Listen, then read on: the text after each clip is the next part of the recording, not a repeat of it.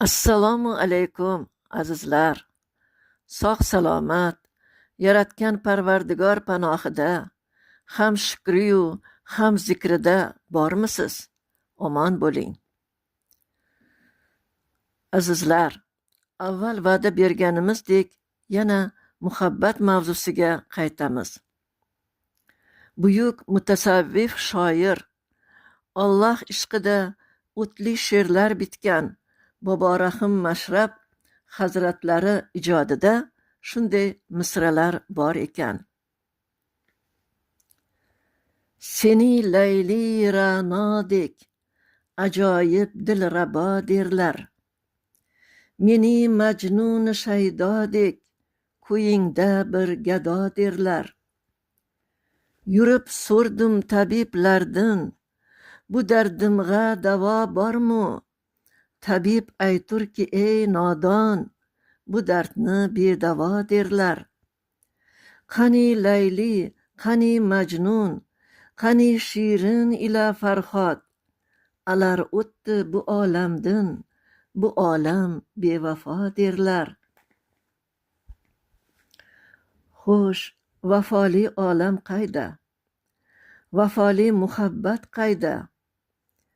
Ojizona javobimiz shunday: faqat olamlarni yaratgan oliy zot bo'lmish Allohga bo'lgan muhabbatgina boqiydir. Bu ishq jasad taslim bo'lganda ham ruhiyatda davom etajak va dunyolar osha suyganiga intilajak.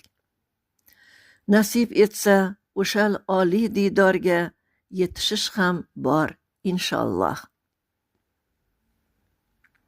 Ana shunday mulohazalar, orzular tug'yonida yozilgan bir she'rimni e'tiboringizga havola etaman. Azizlar, marhamat, tinglab bahra oling. Bismillahirrohmanirrohim. Ishq shukronasi. Ishq berding 60'imda, o'zinggaman oshifta. Bu baxt bo'lsin har kimda, boringdan etding ogoh, shukr alhamdulillah. Ishqda yonmoq ne sharaf, shayton bo'ldi bartaraf. O'zing borsan har taraf, la ilaha illalloh, shukr alhamdulillah. Tunim kunga aylandi, sara baytlar saylandi, dil zikriga boylandi, qalbim senga qarorgoh, shukr alhamdulillah. Isming bor 99, misoli tubsiz dengiz, g'avvosday sho'ng'ib izsiz, ma'no durrin tersam, oh, shukr alhamdulillah.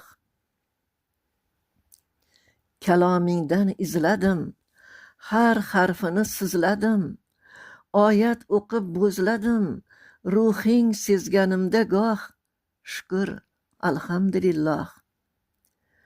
Ka'bangga bo'ldim oshiq, yetkazding ko'rib loyiq, bu ne'matlar safoliq, mehring tuydim banogoh, shukr alhamdulillah. Endi orom qaylarda, ishqdan bexabarlarda, izlarman to jon tanda, yo'llarim och, yo Alloh, shukr alhamdulillah. Azizlar, e'tiboringiz uchun rahmat. Suhbatlarimiz yaratgan Parvardigorga, ul zotning muborak kalomiga, payg'ambarimiz Muhammad Mustafa sallallohu alayhi vasallamga bo'lgan muhabbatlarimizning ziyoda bo'lishiga xizmat qilishini umid qilgan holda xayrlashaman. Omon bo'ling, azizlar.